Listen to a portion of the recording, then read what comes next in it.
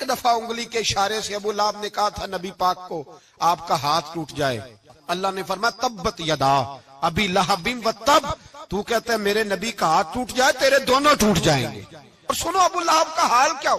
ابو لہب کا معنی ہے ابو لہب شولوں کا باپ، لہب شولوں والا۔ کیا مطلب؟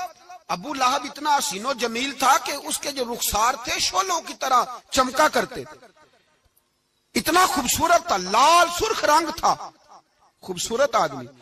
عرب میں جب غربت تھی تو اس کے گھر میں اس وقت بھی 2 اینٹیں سونے کی تھی، اتنا مالدار آدمی اور سردار تھا سارے مکے کا، لیکن نبی پاک کی بے ادبی کی۔ تمہیں پتہ ہی نہیں کہ رب دنیا میں سب سے زیادہ ناراض ہی اس سے ہے جو اس کے رسول کا بے ادب ہے، سب سے زیادہ ناراض ہی اسی سے۔ ابو لہب نہ گیا بدر کے موقع پر، ڈر گیا، کہنے لگا میں نے نہیں جانا، مکے میں رہ گیا، نہ گیا جہاد کے لیے، مسلمانوں کے خلاف نہ نکلا۔